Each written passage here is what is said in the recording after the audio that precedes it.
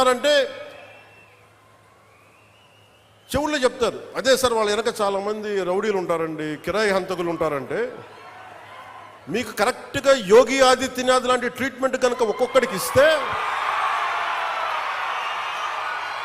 ఒక్కొక్కడికి రౌడీజం అంటే కాలు కాలు కీలు కీలు తీసి మడత పెట్టి కింద కూర్చోపెడితే, అప్పుడు కరెక్ట్గా చెప్తా, కరుడు గట్టిపోయిన జీవితకాలం ఒకే మనం వాళ్ళకి ఏకీభవించవచ్చు, ఏకీభవించకపోవచ్చు.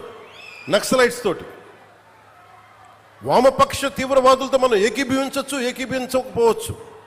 అలాంటి బలమైన ఆర్గనైజేషన్నే కకావికలం అయిపోయిన పరిస్థితుల్లో ఉంటే ప్రభుత్వం తలుచుకుంటే, అలాంటిది ఇన్ని లక్షల మంది పోలీసుండి, ఇన్ని వందల మంది ఐపీఎస్లుండి, 1000-2000 ఉన్న డిఎస్పీలుండి, అలాంటి కిరాయి గ్యాంగుల్ని మెయింటైన్ చేసే వ్యక్తుల మీద 2 రోజులు 48 గంటలు మీ చుట్టుపక్కల ఎవరున్నారు, వాడి పేరేంటి అన్ని కనుక్కొని ఒక పొలిటికల్ నిర్ణయం తీసుకుంటే ఇక మళ్ళీ ఎప్పుడు ఇలాంటి మాటలు రారు. మీరు అక్కడి దాకా తీసుకెళ్ళకండి. మీరు ఇదే చెప్తున్నాను ఇంకొకసారి, సామాజిక మాధ్యమాల్లో కానీ విదేశాల్లో కూర్చొని వాగే వాళ్ళతో సహా ఇక్కడ కూర్చొని భవిష్యత్తులో మేము వస్తాం, వచ్చి మేము ఏం చేస్తామంటే, వచ్చినప్పుడే మీరేం పీకలేదు, మరి ఏం మాట్లాడతారు? ఇప్పుడు వచ్చినప్పుడే మీరు ఏం పీకలా అంటే ఏమనుకుంటారు? మీరు కూర్చోబెట్టి మీరు బెదిరింపులు చేస్తే భయపడతాం అనుకుంటున్నారా?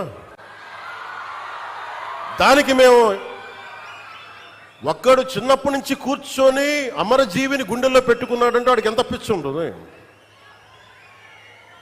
ఏ మ్యాడ్నెస్ ఉంటే ఇలా వస్తాం మేము?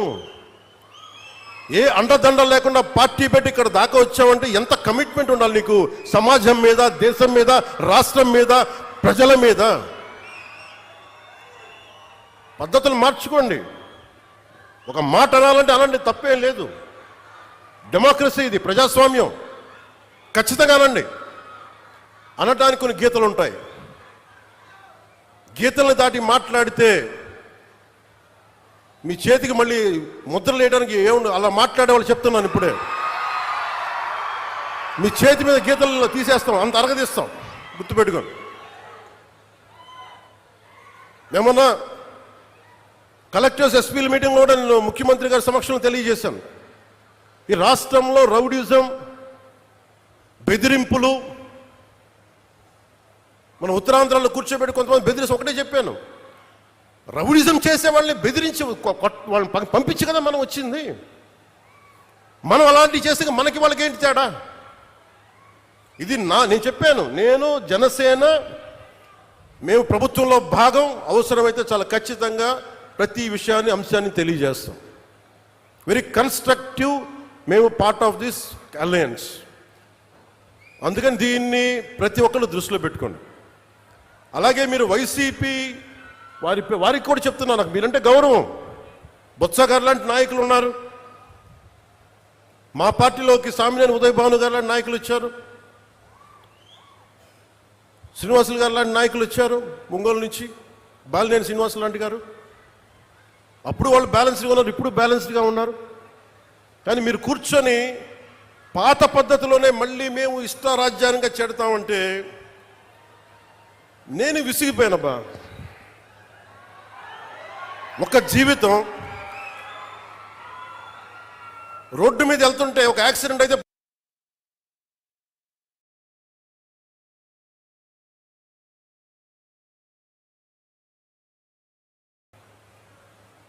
అలాంటిది ఒక ఆశయం కోసం నా ప్రాణం పోతే నాకు ఓకే, కానీ పోయే ముందు చాలా మంది తాట తీసేస్తాను చెప్తున్నాను, గుర్తుపెట్టుకోండి.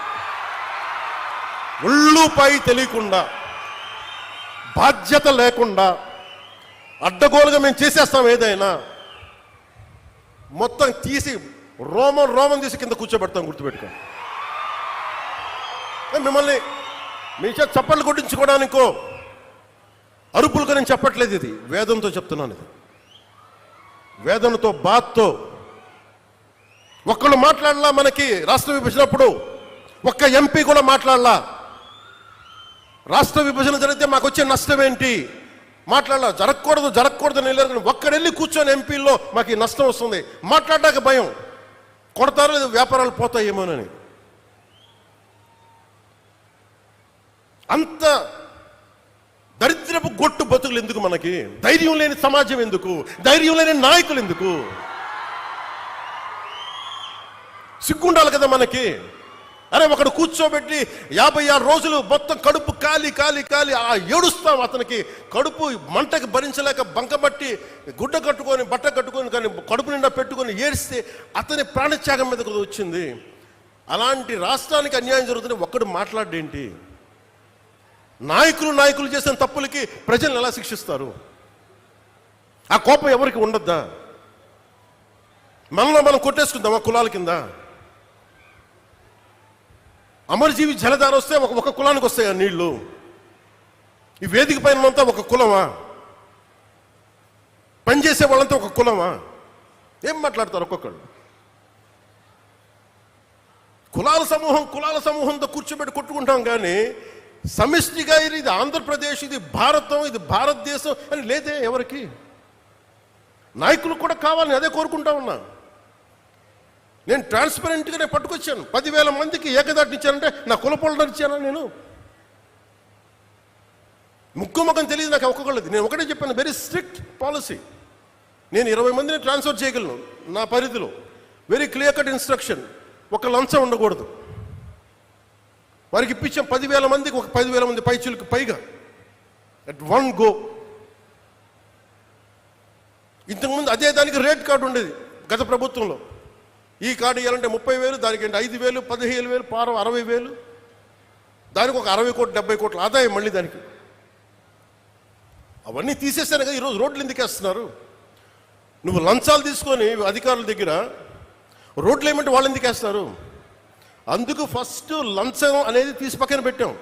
మీరు జీతాలు తీసుకున్నారు, మీకు ఏదైనా కష్టం వస్తే నిలబడతాం, మీరు ప్రజల కోసం పనిచేయండి. ఈరోజు ఎందుకు 27 లోపల అవ్వాలి అధికారులకు చాలా స్పష్టంగా ఆదేశిస్తున్నాం. మేము మీకోసం కట్టుబడి ఇది 2 సంవత్సరాల్లో నీటి ప్రాజెక్ట్ పూర్తి అవ్వాలంటే పూర్తి అయ్యే తీరాలి. ఇది నేను పర్సనల్గా నేను కూర్చొని మన ఉభయ గోదావరి జిల్లాలకి మొత్తం ఆంధ్రప్రదేశ్లో ఉన్న ఈ 5 ప్రాజెక్ట్స్కి అయ్యేలాగా నేను పర్సనల్గా బాధ్యత తీసుకుంటాం.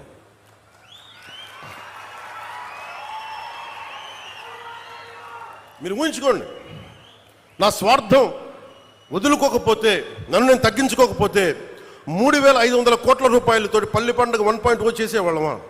తద్వారా 4,007 కిలోమీటర్ల 4,000 కిలోమీటర్ల ఎస్సీసీ రోడ్లు వేయగలిగే వాళ్ళమా? నేనే కనుక నా స్వార్థం కోసం ఆలోచించి తగ్గించకుండా ఉంటే 1,00,000 ఫామ్ పాయింట్స్ కట్టే